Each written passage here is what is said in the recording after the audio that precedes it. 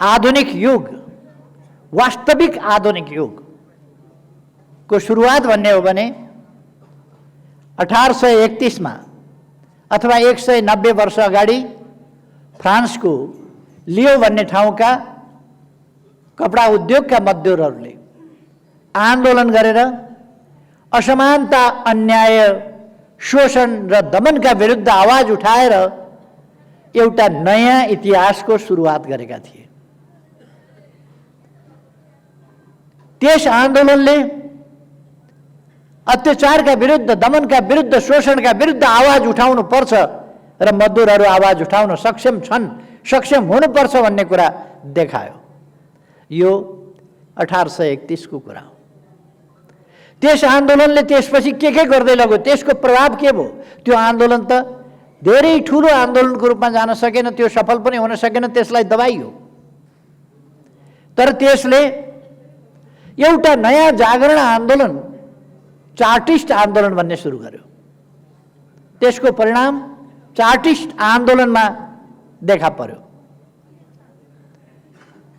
त्यसको परिणाम अफिममा लट्याइएको चीन, अफिमका विरुद्धको अभियानमा, अफिम वार भनेर 1840 में चीनमा अफिम वार सुरु भयो, अफिमका विरुद्धको अभियान सुरु भयो। त्यो जागरण, त्यो आन्दोलनले ल्यायो। त्यसपछि यी आन्दोलनहरू, यी आन्दोलनमा रहेका मागहरूको अर्थ के हो? हाम्रो समाज के हो, समाज कस्तो छ, यस समाजका समस्या के हुन् र यो समाज अब कता जानुपर्छ भनेर चिन्तन मननहरू सुरु भए। दार्शनिकहरू, विद्वानहरू, अर्थशास्त्रीहरू, राजनीति शास्त्रीहरू, समाजशास्त्रीहरूले विचार विमर्श गर्न थाले, चिन्तन मन्थन गर्न थाले। त्यसै हिसाबमा इन्टरनेशनल लीग भन्ने संस्था पनि बन्यो। मार्क्स एंगल्स त्यस बेला भर्खरका युवाहरू थिए। तर यो समाजमा देखा परिरहेका समस्याहरू के हुन् र तिनको समाधान के हुन सक्छ भनेर चिन्तन मनन गर्ने अगुवाई गरे। 1847 में यस चिन्तन मननले एउटा खास आकार लियो र 1848 को सुरुमा पुग्दा कम्युनिस्ट घोषणा पत्र भन्ने निस्कियो एउटा, जसले मानव जातिको मस्तिष्कलाई हल्लाइदियो, चिन्तनको सिलसिलालाई तोडिदियो र भगवान भरोसे भन्ने कुरालाई हटाएर पूर्व जन्मका खेलका नाटकीय कुराहरूलाई, कथाहरूलाई पन्छाएर मानिसले मानिसलाई शोषण गरेर असमान भएको हो यो समाज। त्यसकारण शोषणका विरुद्ध संघर्ष गर्नुपर्छ र समानता प्राप्त गर्नुपर्छ, न्याय प्राप्त गर्नुपर्छ भन्ने एउटा मूल्य मान्यता स्थापित गर्यो। त्यसले समतामूलक समाज, मानव जाति एउटै हुन्छ, बराबर हकको हुन्छ, सबैले अवसर पाउँछन्, समृद्ध हुन्छ यो संसार र कोही पनि मानिस अधिकारविहीन, अवसरविहीन त्यस्तो हुँदैन, असुरक्षित हुँदैन, शोषण पनि कायम रहँदैन। शोषणका राजहरू, शोषणका राजका महलहरू ढल्नेछन् र श्रमजीवी वर्ग विजयी हुनेछ र संसार समानतामा पुग्नेछ, जसलाई समानताको समाज, साम्य बराबरीको समाज अथवा साम्यवाद भनियो। त्यो घोषणापत्र 1848 में पुग्दा तयार भयो। 1848 में घोषणापत्रले मजदुर आन्दोलनको एउटा सानो सानो 5-6 रेक्टर स्केलको भुइँचालो ल्यायो। 1848 में पुग्दा 52 में पुग्दा मजदुर आन्दोलनले विश्वव्यापी रूपमा भन्ने हो भने करिब करिब 7 रेक्टर स्केलको भुइँचालो ल्याउने स्थिति बन्यो। 1871 में पुग्दा पेरिस कम्युन जस्तो त्यही मजदुर आन्दोलनका राप र तापले, त्यो विचारका प्रभावले पेरिस कम्युन जस्तो आन्दोलन बन्यो। पहिलोपल्ट जनता शासक बने मानव इतिहासमा। पहिलोपल्ट शासक बनेर फ्रान्स जस्तो देशमा, पेरिस जस्तो ठाउँमा 72 दिनसम्म जनताको राज भयो। असङ्गठित थियो त्यो, सङ्गठित थिएन, सङ्गठनका अनुभव थिएनन्, अनुभवहीनता थियो, त्यसकारण 72 दिनमा त्यो ढल्यो। तर त्यसले दुनियाँलाई झकझकायो र त्यसपछि उपनिवेशवाद विरुद्धको आन्दोलन दुनियाँमै तीव्र गतिले गयो। साम्राज्यवाद विरोधी, उपनिवेशवाद विरोधी आन्दोलन, राष्ट्रिय स्वाधीनताका आन्दोलन, राष्ट्रिय मुक्तिका आन्दोलन अत्यन्तै तीव्र वेगका साथ गए। यी कुराहरूका पछाडि मजदुर वर्गीय चेतना, अन्याय, दमन, शोषण र थिचोमिचो विरोधी मानवीय भावनाको प्रकटीकरण र त्यसलाई सङ्गठित रूपमा लानुपर्छ भन्ने कुरा, खास गरी यो 48 मै गएर देखा परिसकेका थियो। तर त्यो 48 को कुरालाई पेरिस कम्युनले अझ बढी स्पष्ट पार्यो र पेरिस कम्युन असङ्गठित भएको हुनाले ढल्यो। त्यसपछि सङ्गठनको सिलसिला भयो, विभिन्न सङ्गठनहरू बने र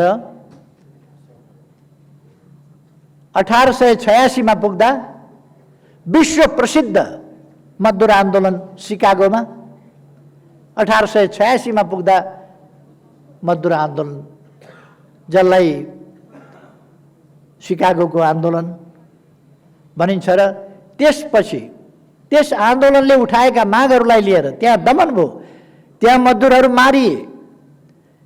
त्यसपछि मजदुरहरूको झन्डा, त्यो रगतमा लतपतिएको मजदुरहरू मारिदा उनीहरूको रगतमा लतपतिएको झन्डालाई, कपडालाई उठाएर मजदुरहरूले हाम्रो अबको झन्डा रातो झन्डा हो भनेर उद्घोष गरे।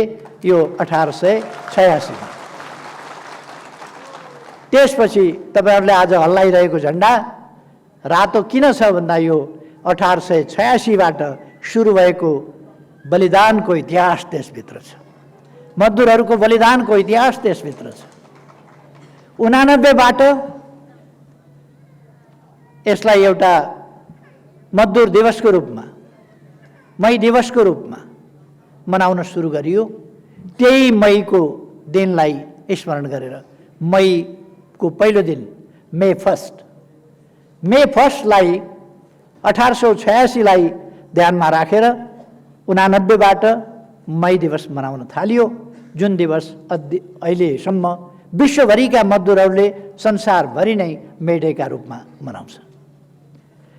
त्यस आन्दोलन त्यतिमै रोकिएन, त्यसको ताप, त्यसको रात, त्यसले देखाएको दिशा, त्यसले देखाएको बाटो त्यतिमा रोकिएन। 1903 मा पुग्दा लेनिनको नेतृत्वमा फरक ढङ्गले संगठनात्मक सिद्धान्त सहित यसरी मजदुर यसरी संगठन बन्छ, संगठन बनाउने सिद्धान्त, चलाउने सिद्धान्त यो हो भनेर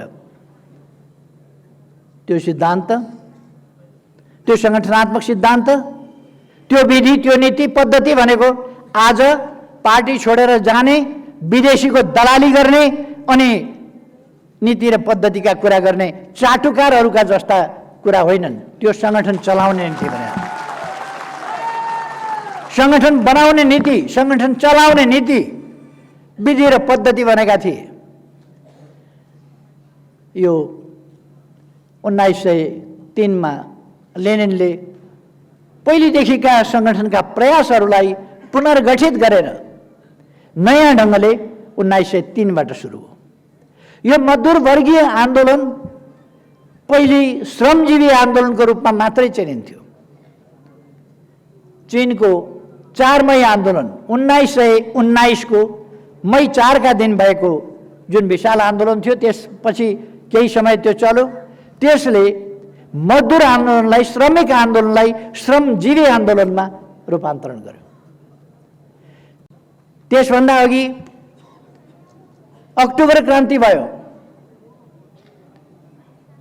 1917 मा, तर त्यसले पनि श्रमिक आन्दोलनलाई श्रमजीवी आन्दोलनसम्म विस्तार गर्न सकेका थिएन।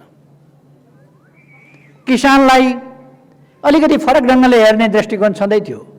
श्रमजीवी भए पनि मजदुर बाहेक, सहर बाह्र बाहेकहरूलाई फरक ढङ्गले हेर्ने दृष्टिकोण थियो। तर 4 मई आन्दोलनले त्यसलाई अलिकति माथि उठायो। चिनिया कम्युनिस्ट पार्टीको 1921 मा स्थापना भएपछि र त्यसभन्दा पछि उत्तरी अभियान, राष्ट्रिय एकीकरणको अभियान चीनले चलाएपछि त्यो आन्दोलन श्रमजीवी वर्गको र त्योभन्दा अझ बढ्ता राष्ट्रिय आन्दोलनमा पनि परिणत भयो, जसले उपनिवेशवाद विरोधी आन्दोलनको एउटा लहर सिर्जना गरेर उपनिवेशका विरुद्ध राष्ट्रिय स्वाधीनताका आन्दोलनहरू, राष्ट्रिय मुक्ति आन्दोलनहरू लगातार एकपछि अर्को सफलता प्राप्त गर्दै गए। त्यसले प्रतिक्रियावादी शक्तिहरूलाई, साम्राज्यवादी शक्तिहरूलाई एउटा नयाँ छटपटीमा पुर्यायो। उनीहरूका अहङ्कारहरू टकराउन थाले। पहिलो विश्वयुद्ध र दोस्रो विश्वयुद्ध साम्राज्यवादी अहङ्कारका टकराहटहरू, श्रमजीवी वर्गहरूसँग सामना गर्ने उपायका खोजीहरू हुन्। आफू सबल हुने र अरूलाई दबाउने प्रवृत्तिका ती उपज थिए र ती मजदुर आन्दोलन विरोधी कुरा हुन्। मजदुर वर्ग सधैँ शान्तिको पक्षमा रह्यो, सधैँ स्वाधीनताको पक्षमा रह्यो। यो कुरा चिनिया क्रान्तिमा पुग्दा, हुनान किसान आन्दोलनमा पुग्दा, मजदुर किसानको आन्दोलन श्रमजीवी वर्गको आन्दोलनको रूपमा व्याप्त भयो। नेपालको सन्दर्भमा मैले भनिरहनु पर्ला जस्तो लाग्दैन। अघि मैले दोस्रो पुस्ताको आन्दोलन भने, दोस्रो पुस्ताको सङ्गठन भने जी फन्डलाई, त्यसको अर्थ 1903 तिर, 2003 सालतिर, 1947 तिर, 2003 सालतिर, विक्रम सम्वतको 2003 सालतिर आइपुग्दा नेपालमा मजदुर वर्ग केही अगाडि स्थापना भएको थियो। केही अगाडिदेखि मजदुर वर्ग प्रकट भएको थियो, उद्योगहरू स्थापना भएका थिए र नेपालमा पुँजीपति र मजदुरको अभ्युदय भइसकेका थियो नेपालमा। त्यसकारण 1903 को अन्त्यसम्म पुग्दा नेपालमा मजदुर आन्दोलन, मजदुर वर्ग सङ्गठित हुने र आन्दोलनको रूपमा अगाडि बढ्ने स्थिति बनेको थियो। त्यसकारण विराटनगरमा 2003 साल र 4 सालको मजदुर आन्दोलन भएको थियो। हामीले गर्व गर्नुपर्दछ, नेपालमा वर्गीय चेतना, वर्गीय ढङ्गले यो राणा शासन विरोधी आन्दोलन भन्यो। राणाले शासन गरे के हुने, राजाले शासन गरे के हुने, त्यस प्रकारको एउटा सामान्य लोकतन्त्र भन्ने कुरा, त्यो भन्दा पनि बढी केही पनि गर्न नपाइने जहानिया शासन जुन राणाको भनेर, यो राजा र राणाको सन्दर्भको बीचको अन्तर्विरोधलाई राजा पक्षीय ढङ्गले, राणा विरोधी ढङ्गले जुन परिणत गर्न खोजियो जनताको चेतनालाई, जनताको आन्दोलनलाई, त्यसका विरुद्ध मजदुर वर्गीय आन्दोलनले नयाँ सेप दियो नेपालमा। त्यसले नेपाली कांग्रेस बन्यो, लाल कम्युनिस्ट पार्टी बन्यो र पछि राष्ट्रिय कांग्रेस बन्यो र तिनीहरूको एकीकरण राष्ट्रिय कांग्रेस र नेपाली कांग्रेस, यिनीहरू मिले। लाल कम्युनिस्ट र अरू कम्युनिस्टहरू मिले र 5 सालमा 6 सालमा कम्युनिस्ट पार्टी, कांग्रेस पार्टी, यिनीहरू वास्तविक अर्थमा गठित भए र एउटा नयाँ अभियानको सुरुवात भयो। यस वर्गीय चेतनाको नेपालमा सुरु गर्ने हाम्रै अग्रजहरू थिए र हामी ढुक्कका साथ भन्न सक्छौँ, कांग्रेस पार्टी पनि 6 सालमा एकीकरण भयो, कम्युनिस्ट पार्टी पनि 6 सालमा, पछिल्लो चाहिँ पहिलो अलिकति लाल कम्युनिस्ट पार्टी 3 सालमा बनेको भए पनि त्यसले गति लिन सकेन। त्यसकारण अर्को कम्युनिस्ट पार्टी स्थापना भयो 6 सालमा। यस कम्युनिस्ट पार्टीले अघिल्लोले अलिकति वर्गीय स्वरूप आन्दोलनको सम्पूर्ण सङ्गठित रूप लिन नसकेका हुनाले हामीले आफ्नो स्थापना दिवस 2006 साल वैशाखलाई नै मानेका छौँ। त्यस यता हाम्रो मजदुर वर्गीय आन्दोलन श्रमजीवी वर्गीय आन्दोलनको रूपमा व्यापक बनेको छ र श्रमजीवी वर्गीय आन्दोलन परिवर्तनका लागिको आन्दोलन, देशभक्तिको आन्दोलन, लोकतन्त्रका लागिको आन्दोलन, सामाजिक न्याय र समानताका लागिको आन्दोलन जुन हो, त्यो आन्दोलनको एउटा बलियो महत्त्वपूर्ण पक्ष श्रमिक आन्दोलनको रूपमा, मजदुर आन्दोलनको रूपमा रहेर दोस्रो पल्ट फेरि मजदुरहरू एउटा सिलसिला टुटेको अवस्थाबाट फेरि सङ्गठित भएर जी फन्ड बन्यो 2046 सालमा। त्यस यता मैले अघि नै भने तपाईँहरूले महत्त्वपूर्ण योगदान गर्नुभएको छ र यहाँ आइपुग्नु भएको छ। यस सिलसिलामा मैले हेरिराखेको छु प्रचण्डको चटकबाट नअल्मलिएको कुनै सङ्गठन छ भने जी फन्ड हो। अरू अनेक सङ्गठनहरू प्रचण्डको चटकबाट अल्मलिए, झुकिए, अनेक कुराहरू भए, तर जी फन्ड अल्मलिएन। जी फन्ड कुनै चटकेका छलछामपूर्ण कुराहरूबाट अल्मलिँदो रहेनछ।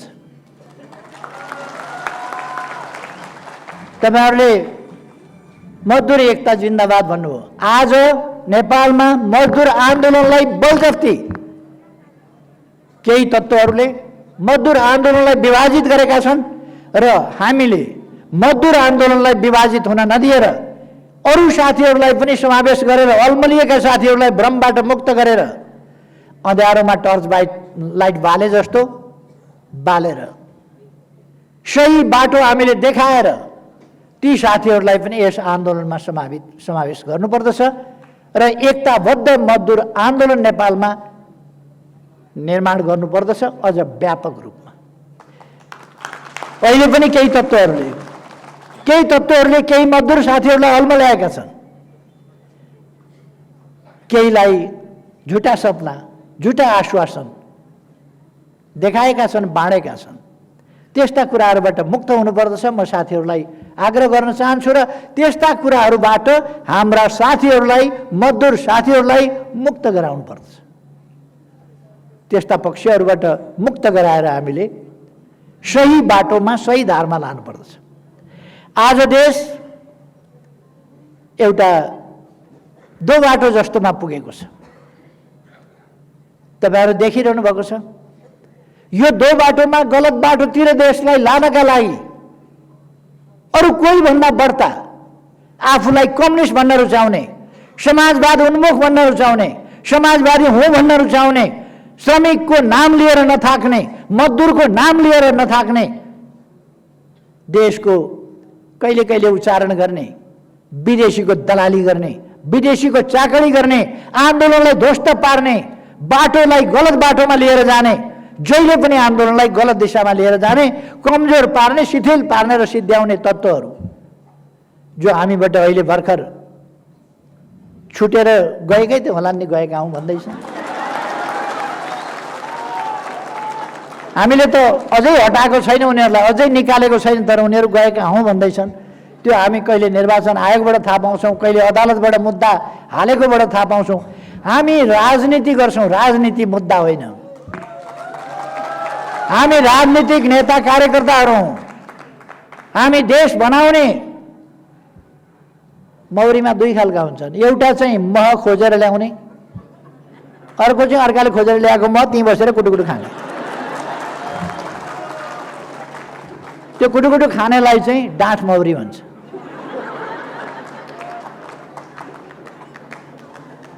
हामी डाँठ मौरी जस्ता होइन, कर्मी मौरीहरू हौँ। त्यसकारण हामी देश बनाउने अभियानमा लागेका छौँ। उहाँहरू मुद्दा गर्ने अभियानमा लाग्नुहोस्। मुद्दा हालेको हालै हुनुहुन्छ, मुद्दा हालेको हालै हुनुहुन्छ। कानुन पढेका साथीहरूले काम पनि राम्रै पाउनु भएको छ। आउनुहोस् न मेरो बहस गरिदिनुहोस्, आउनुहोस् न मेरो बहस गरिदिनुहोस्, आउनुहोस् न मेरो बहस गरिदिनुहोस् भनेर सबैले उहाँहरूले पनि काम पाउनु भएको छ। हामी झगडिया होइनौँ। त्यसै कारण मैले प्रचण्डजीलाई भनिदिएको छु, हामी त भाडाको घरमा छौँ, तर हामी निजी घर भए पनि पेरिस डाँडामा त्यतातिर आँखा पनि लाउँदैनौँ। तपाईँको पेरिस डाँडो तपाईँ लानुहोस्, हामीलाई चाहिएको छैन। तर हामीसँग कचकच गर्न नआउनुहोस्, अब गइसक्नु ठिक छ। तर उहाँहरू मुद्दा हाल्न जानुहुन्छ। प्रचण्डले कहिले सूर्य चिन्हबाट चुनाव लड्नुभयो र एकपल्ट चुनाव लड्नुभयो सूर्य चिन्हबाट, तर प्रचण्ड भन्नुहुन्छ सूर्य चिन्ह मेरो हो। सूर्य चिन्ह राख्ने हामी, सूर्य चिन्ह बनाउने हामी, सूर्य चिन्ह दर्ता गर्ने हामी, जिन्दगीभरि सूर्य चिन्हको प्रचार गर्ने हामी, सूर्य चिन्हबाट चुनाव लड्ने हामी, चुनाव लडेर जित्ने हामी। एकपल्ट सूर्य चिन्हमा छाप नलागेको मान्छे मेरो हो सूर्य चिन्ह। निर्वाचन आयोगमा गएछन् र सूर्य चिन्ह मेरो हो, मै पाऊँ भनेर। कहिलेबाट तपाईँको भयो सूर्य चिन्ह? कहिलेबाट तपाईँको भयो? पार्टी छोडेपछि सूर्य चिन्ह? पार्टी नै बस्यो त दिएकै थियो नि। अब लड्दाखेरि सूर्य चिन्हमै लड्न पाउनुहुन्थ्यो उहाँ। मैले हिजो पनि भने, दशा लागेपछि के लाग्छ? यहीँ बसेको भए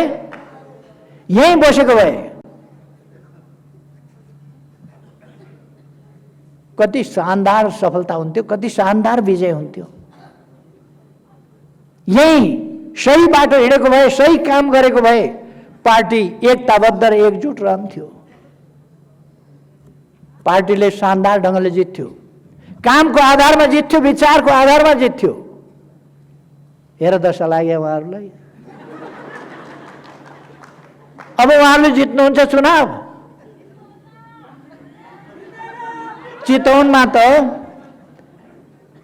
उहाँले, तपाईँहरूलाई थाहा छ, 74 मा चितवनमा हामीले जिताएको हो। ठुला ठुला सभाहरू गरेर हामीले सम्बोधन गरेर जनतालाई प्रणाम गरेर लौ न भोट हालिदिनुहोस्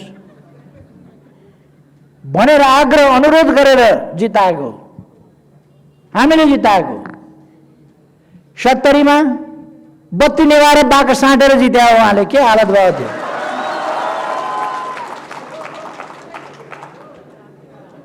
त्योभन्दा अगाडि कीर्तिपुर हारिसक्नु भएको थियो। उहाँ त यस्तो फ्लोटिङ हुनुहुन्छ नि, फ्लोटिङ। कहिले रोल्पाबाट लड्नुभयो, त्यसपछि सिराहा जानुभयो, त्यसपछि कीर्तिपुर कता जानुभयो, त्यसपछि कता। अब जाने ठाउँ कतै पनि छैन। अब जाने ठाउँ कतै रहेन। अब त्यो उहाँको खुसी हो। जङ्गलमा त न हिजो बस्नुभएको थियो न अब बस्नुहुन्छ। हिजो जङ्गल बस्नुभएको होइन, उहाँ दिल्ली, लखनऊ, नोएडामा हुनुहुन्थ्यो, हामीलाई थाहा छ। उहाँ जङ्गलमा बस्नुभएको होइन। जङ्गलमा त अरूलाई बसाउनु भयो, कार्यकर्ता बसाउनु भयो, लडाकुहरू बसाउनु भयो जङ्गलमा। आफूहरू त जेलवाला तेलले जुल्फी कोरेर दिल्ली बस्नुभयो।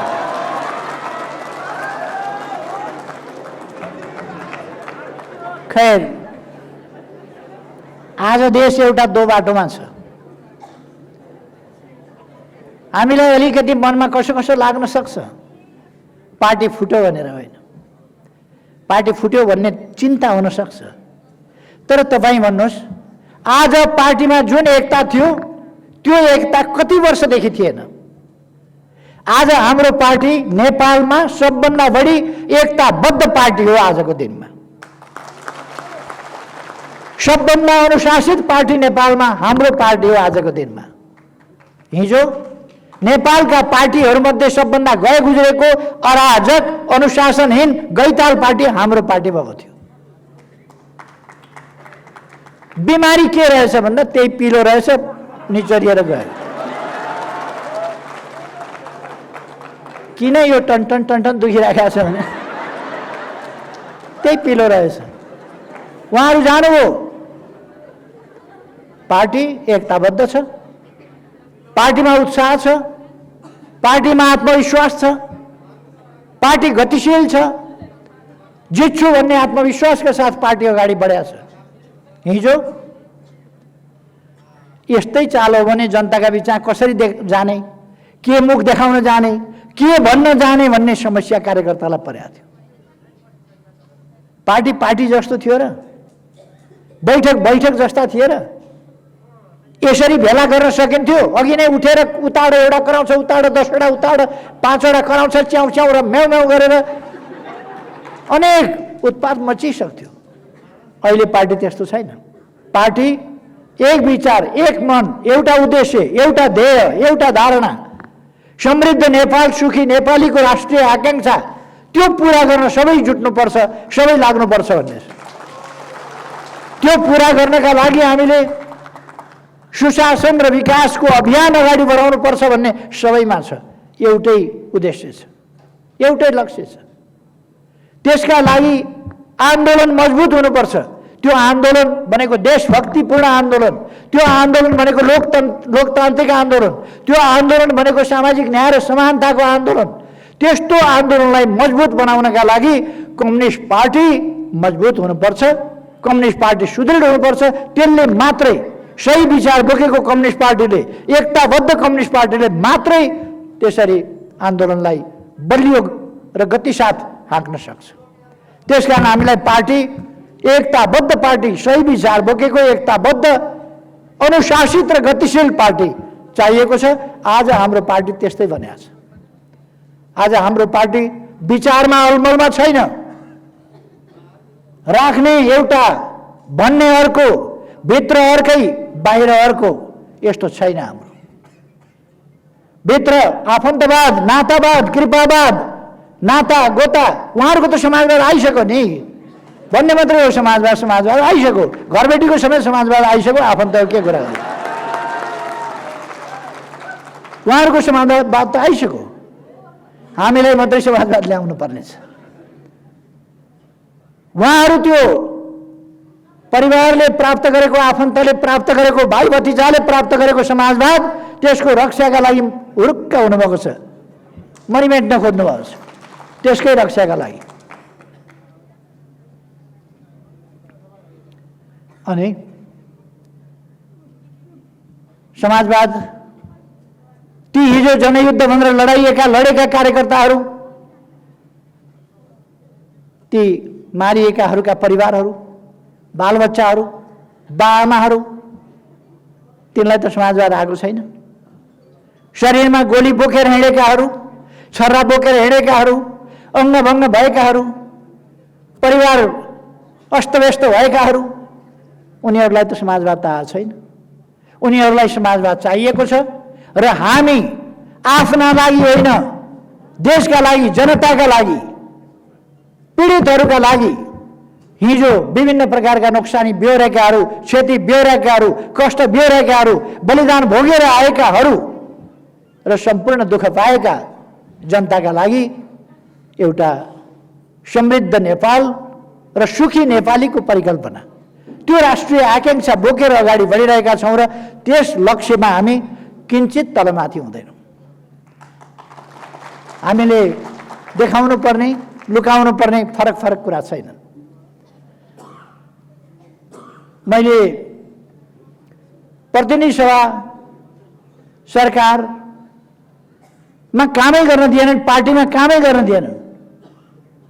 वास्तवमा त्यस्तै गरेर पार्टी चल्ने हो भने त्यस्तो पार्टी विघटन गरेर अर्को घोषणा गर्नुपर्ने अवस्था आउन सक्थ्यो। चल्दै नचल्ने झगडाको थलो हो, भट्टी पसल हो पार्टी। पार्टी त कस्तो भयो भने अस्वस्थ, जे पनि बोल्ने, जस्तो पनि बोल्ने, गाली गलौज, मुख छाडेको छ। मेरो मान्छेलाई खोइ नियुक्ति भनेको छ, मेरो फलानालाई खोइ नियुक्ति भनेको छ, मेरो पिछा लग्गुलाई खोइ नियुक्ति भनेको छ। मैले धेरैपल्ट सोधेँ, को तपाईँको मान्छे भने? मेरो समर्थन गर्ने। अब को समर्थन गर्ने छन् त्यो लेखेर दिनुहोस् न त, नाम लिस्ट। कसरी थाहा पाउने? पार्टीमा योग्यता क्षमताका आधारमा, योगदानका आधारमा, सक्रियताका आधारमा कामको जिम्मा दिन उहाँहरूलाई मन्जुर छैन। भाग भण्डा गर्नुपर्छ। तपाईँका भागमा यतिजना, मेरा भागमा यतिजना, उहाँका भागमा यतिजना, उहाँका भागमा यतिजना। भागभन्डा गर्नुपर्छ। यो भागभन्डा गर्ने होइन, योग्यता क्षमताका आधारमा बलियाका नजिक भएका आफन्त भएका त्यस्ताहरूले प्रश्रय पाउने, अरूले नपाउने त्यस्तो चल्दैन। सबैको पार्टी हो, सबैले उचित सम्मान र कदर पाउनुपर्छ, उचित अवसर पाउनुपर्छ, उचित जिम्मेवारी पाउनुपर्छ सबैले। र पार्टी सबैको अभिभावक हो, उहाँहरूमा त्यो भावना छैन। मैले प्रतिनिधि सभा विघटन गरेँ, सरकारलाई कामै गर्न नदिने। प्रतिनिधि सभामा उहाँहरू अहिले स्थायित्वका कुरा गर्दै हुनुहुन्छ। आफ्नो लगभग झन्डै 2/3 सरकार त्यो नढाली नहुने, नतोडी नहुने अघिल्लो पल्ट मेरो नेतृत्वको सरकार ढाल्ने मान्छे को हुन्? तपाईँ हामी सबैलाई थाहा छैन र? पुष्पकमल दाहाल, उनी त अर्कै पार्टीमा थिए, तर पनि उनी हुन् एकजना। उनलाई उकासेर नढाली हुँदैन भन्ने मान्छे माधव नेपाल, झलनाथ खनाल, वामदेव गौतम उहाँहरू नै हो। उहाँहरूले प्रचण्डलाई ढाल्नै पर्छ यो सरकार भनेर उकासेकै हो, यिनै मान्छे हुन्। फेरि अर्कोपल्ट चुनावबाट हामी आयौँ, फेरि पनि काम गर्न दिने होइन। तपाईहरूले कहिल्यै पनि, अहिले मैले नाम लिएका नेताहरूले सरकारको पक्षमा बोलेको कहीँ सुन्नुभयो तपाईँहरूले? कहिल्यै बोल्नु भएन। म नाम लिइरहन उचित ठान्दिनँ। नाम लिएर किन व्यर्थै मुख मात्रै अपवित्र बनाउनु? केही पत्रिकाहरू छन् जति राम्रो काम गरे पनि तिनले प्रशंसा गर्दैन, राम्रो कामको उल्लेख गर्दैन। केही सञ्चार माध्यमहरू छन्, कुन हुन् भन्ने तपाईँहरूलाई थाहा छ। ती कसका लागि काम गर्छन् त्यो पनि थाहा छ। त्यतापट्टि पनि म जान चाहन्न। तर यी केही व्यक्ति, केही सञ्चार माध्यमहरू के देशको पक्षमा काम गर्दैछन्? वामपन्थी सरकार नढाली नहुने, यो ढाल्ने, अनि जोडजाम गरेर अरू पार्टी, साना पार्टीसँग मिलेर अनि संयुक्त सरकार बनाउने अरे, अनि मोलतोल गर्ने, भागभन्डाको सिलसिला चलाउने। एउटै पार्टीभित्रको भागभन्डाको सिलसिलाले हायतोमा भएका छौँ हामी भने पार्टी टिपेर फेरि एउटा अस्थिरताको खेल। 6 महिनामा अविश्वास, 6 महिनामा सरकार परिवर्तन। प्रचण्डको ग्याङलाई मानेर मैले आधा चलाउने भन्दा पनि हुन्छ भनेको थिएँ। मैले त्यो छोडी पनि दिन्थेँ, आधा समय भएपछि छोडिदिने। तर राम्रै चलेको भए, राम्रै चल्दैन। पछि आजित प्रचण्डलाई के लाग्यो भने अध्यक्ष भएर चलाउन पाएँ भने त प्रधानमन्त्रीबाट त यसै हटाइहाल्छु, त्यसकारण अध्यक्ष भएर चलाउनु पर्यो। अनि प्रचण्डले आफै प्रस्ताव राखे, मलाई अध्यक्ष दिनुहोस्, मलाई अध्यक्ष चाहिँ कार्यकारी भएर चलाउन दिनुहोस्, पार्टी चलाउन दिनुहोस्, प्रधानमन्त्री तपाईँ नै चलाउनुहोस् 5 वर्ष। मैले हुन्छ भन्थेँ। त्यसपछि अब कार्यकारी भनेर के यसो एउटा पगडी बताइदिएको थिएँ, खप्नु खाने भएन उफ्रिएर। कार्यकारी भनेको छ, नाकी प्या छ। अब त के फिल भयो कि के अरे, फिलिङ भयो मलाई। अब त अध्यक्ष भएको फिलिङ भयो। अब फिलिङ भएपछि उहाँलाई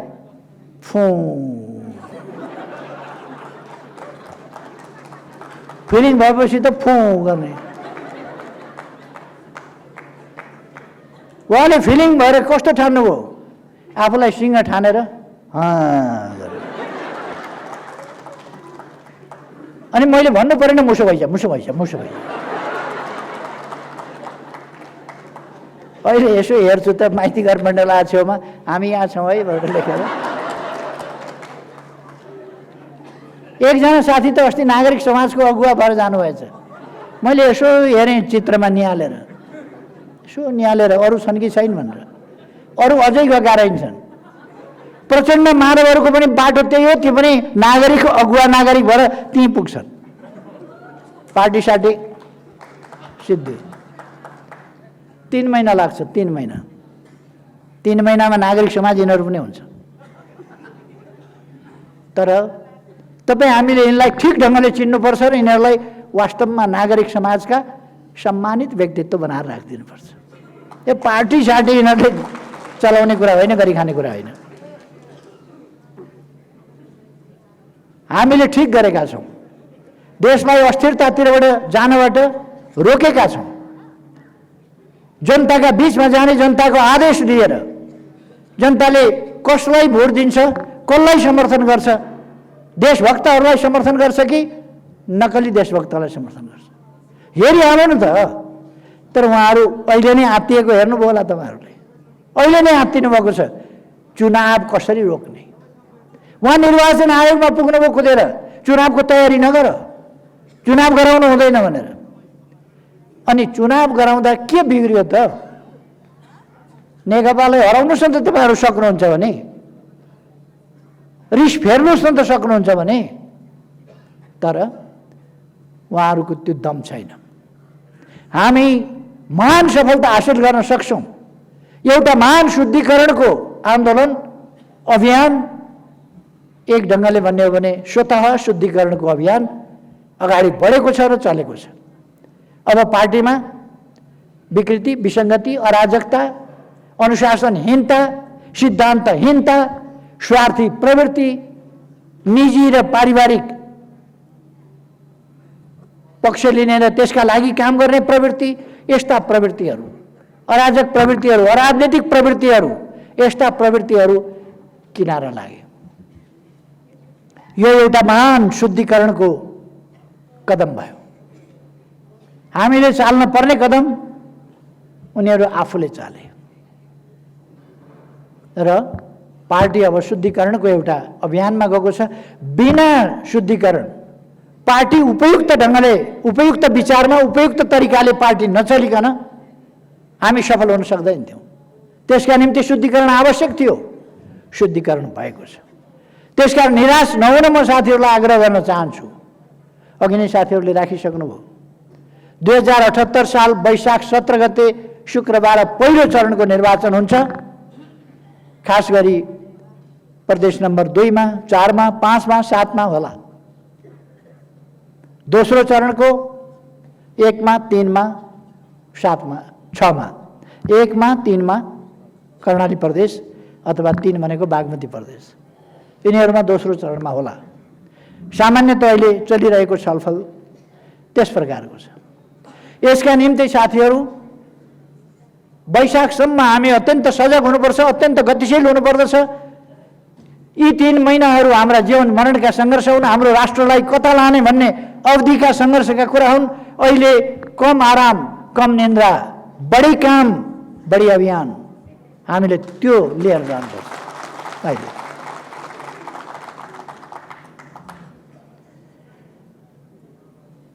पार्टी एकता गर्दा केपी ओली बिमारी छ, मरिहाल्छ, आफ्नै भागा आउँछ भन्ठाने थिए रे भनेर सुन्छ। मर्न त केपी ओली मर्छ। मेरो बुवा बुढो बुढो हुन थालिसक्नु हो। बुवा बल्ल बुढो बुढो हुन थाल्नुभयो भने मेरो कुरै नगर्नुहोस्। मेरो बुवा नै भर्खर बुढो बुढो हुनुहुन्छ, 2-4 किलोमिटर अहिले पनि एक्लै खुइ खुइ त हिँड्नुहुन्छ। एक दुईपल्ट अपरेसन गर्यो, 2-4 पल्ट अपरेसन गर्यो भनेर आजको जमानामा नयाँ 2टा किडनी लायो, 4वटा किडनी बोकेर हिँडेको छ भनेर आजको जमानामा कसैले कमजोर छ भन्ने ठान्यो भने त्यो भ्रम हुनेछ। आजको समयमा साथीहरू एकदम ढुक्कले आत्मविश्वासका साथ गतिशील हुनुहोस्, अगाडि बढ्नुहोस्।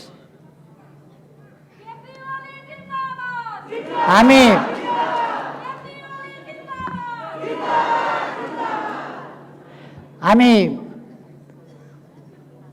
समाजवादतर्फ उन्मुख भएर हामीले प्राप्त गरेका उपलब्धिहरूको रक्षा गरेर ती उपलब्धिहरूलाई सुदृढ गर्दै समाजवाद उन्मुख भएर अगाडि बढिरहेका छौँ। समाजवाद भनेको आँखा नदेख्ने मान्छेले हात्ती छामे जस्तो होइन। उहाँहरूको समाजवाद भनेको के हो भनेर सोध्यो भने एउटाले भन्छ एउटा बेग्लै परिभाषा, एउटाले भाइ भतिजाका कुरा गर्ला, अर्काले छोरी बुहारीका कुरा गर्ला, अर्काले के गर्ला। समाजवाद भनेको के हो? समाजवाद लोक कल्याणकारी राज्य स्थापना गर्दै लोक कल्याणकारी नीतिका साथ हामीले आज औपचारिक क्षेत्रमा मात्रै होइन अनौपचारिक क्षेत्रमा पनि सामाजिक सुरक्षाको प्रबन्ध अगाडि बढाएका छौँ। हामीले 30,000 यो करार र दैनिक ज्यालादारीमा रहेका सरकारी कर्मचारी 30,000 कर्मचारीहरूलाई पनि सामाजिक सुरक्षाको दायराभित्र ल्याएका छौँ। हामीले ज्येष्ठ नागरिक स्वास्थ्य बिमा गरेका छौँ।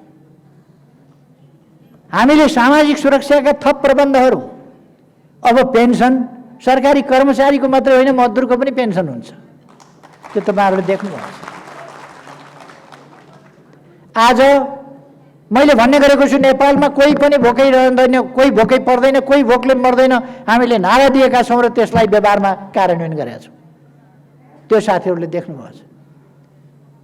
कोही पनि बालबालिका, कोही पनि बच्चा बच्ची अभिभावक विहीन छन्, पढ्न नपाएका छन्, आवास नपाएका छन्, हेरविचार कसैले गर्ने अवस्था छैन भने सरकारले अभिभावकत्व लिन्छ। उनीहरू टुरा टुरी हुँदैनन्। नेपालमा कोही पनि बालबच्चा अब अभिभावक विहीन हुँदैन। त्यसको प्रबन्ध सरकारले गर्छ। कोही पनि बुढाबुढी अब ज्येष्ठ नागरिकहरू बेसहारा हुँदैन, सरकारले प्रबन्ध गर्छ। हामी यस दिशामा अगाडि बढिरहेका छौँ। सडकमा कोही मानिस गएर अब पत्र परेर पसारिनु पर्ने छैन। हेर्ने उठाउने कोही नहुने, उपचार गर्ने कोही नहुने, त्यस्तो हुँदैन। आज तपाईँहरू सडकमा गएर हेर्नुभयो भने कोही अलपत्रसँग बाटाका छेउमा जिङ्रिङ कपाल भएको, शरीरभरि घाउ भएको, कागले ठुगिराख्या, त्यस्तो मान्छे पाउनुहुन्न। त्यस्तो हुन दिँदैन। हामी विभिन्न सङ्घ संस्थासँग मिलेर काम गरिरहेका छौँ यो स्थिति हटाउनका लागि। आज सडकमा पहिले जस्तो भिख मङ्गा पाइँदैन। त्यो हामीले भिख मङ्गाको स्थिति नै हो भने सरकारले हेर्छ। नक्कली भिख मङ्गा हो भने हामी घर पुर्याएर राखिदिन्छौँ। नक्कली भिख मङ्गा भएर हिँड्न पाइँदैन। जहाँ खानका लागि भिख मागेर हिँड्न पाइँदैन। काम गरेर खानुपर्छ। हामी रोजगारीका अवसरहरू सिर्जना गर्नका लागि प्रधानमन्त्री रोजगार कार्यक्रम, युवा स्वरोजगार कार्यक्रमदेखि लिएर अनेक कार्यक्रमहरू सञ्चालन गरिराखेका छौँ। उद्योग व्यवसायलाई अगाडि बढाउनका लागि, स्टार्टअप उद्योगका लागि सहयोग गर्ने युवाहरूले सर्टिफिकेट राखेर ब्याङ्कबाट लोन लिन पाउनेदेखि लिएर अनेक कामहरू गरिराखेका छौँ। युवाहरू विदेश हामीले पठाउने गरे होइन। अहिले यो सरकार आएपछि युवा विदेश गएका हुन् र हिजोदेखि विदेश जाने एउटा सिलसिला सुरु भयो। अब हामी स्वदेशमै रोजगारीका अवसरहरू सिर्जना गरेर युवाहरू विदेश जान नपर्ने, परिवारसँग बिछोड हुन नपर्ने, दुःखका आँसुहरू बगाउन नपर्ने स्थिति सिर्जना गर्न लडिराखेका छौँ। समाजवादको बाटो भनेको त्यो हो। 7वटै प्रदेशमा हामीले औद्योगिक क्षेत्रहरू घोषणा गरेका छौँ। हामीले ग्रामीण औद्योगिक क्षेत्रहरू त्यस्ता तोक्दैछौँ, पालिका स्तरमा तोक्दैछौँ र त्यो आज बस्ने क्याबिनेटबाट पनि केही निर्णय गर्दैछौँ। त्यस्ता थुप्रै गाउँपालिकाहरूमा औद्योगिक क्षेत्रहरू, ग्रामीण औद्योगिक क्षेत्रहरू आज पनि निर्णय गर्दैछौँ। अब एकछिनपछि म गएर त्यो पनि तयारी गरेर हामी आएका छौँ। हामी रेमिटेन्समा सरकार चलाउन चाहँदैनौँ। रेमिटेन्स होइन, हाम्रो श्रम, हाम्रो उत्पादन, हाम्रो उद्योग, हाम्रो निर्यात, यसबाट हामी सरकार चलाउन चाहन्छौँ। त्यसकारण हामी समृद्धितर्फको यात्रामा छौँ, समाजवादतर्फको यात्रामा छौँ, सामाजिक न्याय र समानतातर्फको यात्रामा छौँ। यसका निम्ति हामीले सँगै देश यस अभियानमा सरिक हुनुपर्छ भनेर समावेशिताको सिद्धान्त, समानुपातिकताको सिद्धान्त, सहभागिताको सिद्धान्त, सबैको प्रतिनिधित्व हुन सकोस् भन्ने सिद्धान्त, ती कुराहरूलाई हरेक क्षेत्रमा व्यवहारमा लागू गर्ने प्रयास गरिरहेका छौँ। आधा आकाश आधा धरती ढाकेका महिलाहरूको हाम्रो स्तरमा जुन स्तरको जागरण छ, त्यो जागरणलाई हेर्दा कतिपय विकसित देशहरू आश्चर्यचकित हुन्छन्। कतिपय ठुला ठुला विकसित भनेका देशहरू अहिले पनि आफ्नो देशको राष्ट्रपति महिला बनाउन तयार छैनन्। तपाईँ हामीले देखेकै छौँ, महिला बनाउन तयार छैन। हाम्रोमा महिला राष्ट्रपति हुनुहुन्छ। तर हाम्रो देशमा पनि सामन्ती चिन्तन भएका केही मानिसहरू छन् जसले गर्दा जनताकी छोरी भोजपुरमा जन्मिएको, भोजपुरको एउटा विद्यालयमा पढेको, गाउँको विद्यालयमा पढेको एउटा केटी हुर्किएर आएर राष्ट्रपति बन्न पाइन्छ भनेर उफ्रिनेहरू छन्। एकपल्ट राष्ट्रपतिले घाम लागेका बेला कालो चस्मा लाउनु भयो अरे। घाम लागेका बेला कालो चस्मा लाउनु भयो अरे। ओहो महारानी भएको हेर भनेर फोटो छापेछ। कालो चस्मा लाउँदा तपाईँहरू सबै लाउनुहुन्छ कालो चस्मा, महारानी हुनुभयो? महारानी भनेको कालो चस्मा लाउनलाई भन्छ? यस्ता पछौटेहरू छन्। कसरी विरोध गर्ने? यो गणतन्त्रको प्रतीक संस्था हो। राजतन्त्रमा राजा हुन्छ, गणतन्त्रमा राष्ट्रपति हुन्छ सर्वोच्च स्थानमा। त्यसलाई सम्मान गर्न नसक्ने, जनताको छोराछोरी सर्वोच्च ठाउँमा पुग्यो सम्मान गर्न नसक्ने, केपी ओली बाख्रा चलाएर हिँड्थ्यो, गाई भैँसी चलाएर हिँड्थ्यो, प्रधानमन्त्री हुने भनेर हो त्यस्तैको दिन आए। के गर्नुहुन्छ? मजदुरका छोराछोरी हुन्छन् प्रधानमन्त्री, किसानका छोराछोरी हुन्छन् प्रधानमन्त्री। हामीले खोजेको गणतन्त्र त्यो हो, हामीले खोजेको लोकतन्त्र त्यो हो। सामन्तका छोराछोरी खोजी खोजिकन ल्याएर केही हिँडेका छन् नि बजारतिर यसो निस्किएर, यो चाहियो त्यो चाहियो, हामीलाई सामन्त चाहियो, हामीलाई प्रभु चाहियो, हामीलाई मालिक चाहियो, हामी दास हुन पाऊँ भनेर हिँडेका छन् नि केही केही। हाम्रो आन्दोलन त्यस्तो होइन, दास हुने निवेदन हाल्ने आन्दोलन होइन। हामी समानताको आन्दोलनमा छौँ।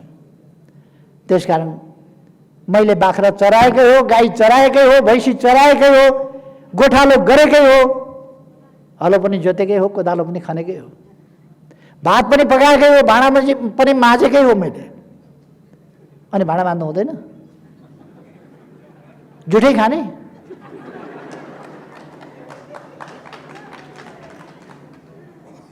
अनि मसिनाका चामल चाहिने तर खेती गर्न नहुने, मिठो मिठो खान चाहिने खेती गर्न नहुने, दुध खानु पर्ने गाई पाल्न नहुने, यो खालको मेन्टालिटी छ केही मान्छेहरूको। तिनीहरूले जनताका छोराछोरी माथि पुगेको, यी त शासन गर्नका लागि जन्मिए होइन, त हलो जोत्न जन्मिएका, गाई भैँसी चराउन जन्मिएका, खेतबारी गर्न जन्मिएका यिनीहरू किन सरकारमा पुगे? यिनीहरूको पीर त्यो छ। म देशका जनतालाई भन्न चाहन्छु, अब सामन्तवादका दिन गए, सामन्तवादका जराउ खेलिए, सामन्तवाद फालियो, जनताको समय आयो। अब जनताका छोराछोरी नै पालै पालो माथि पुग्ने हो, विभिन्न जिम्मेवारीमा पुग्ने हो, त्यसै गरेर अगाडि बढ्ने हो।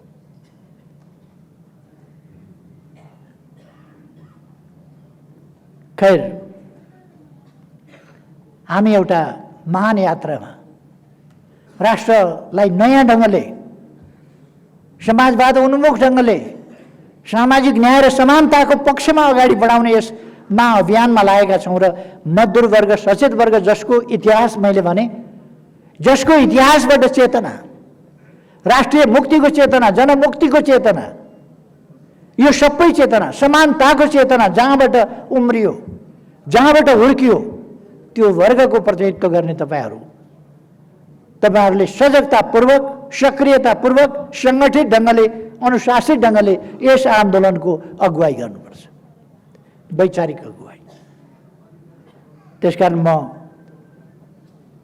तपाईहरुलाई आग्रह गर्न चाहन्छु, कुनै अलमलमा आफू पनि नपर्ने, अरूलाई पनि पर्न नदिने, अलमलबाट मुक्त गर्ने र साथीहरूलाई यस महाअभियानमा सरिक गर्ने, यस काममा लागौं।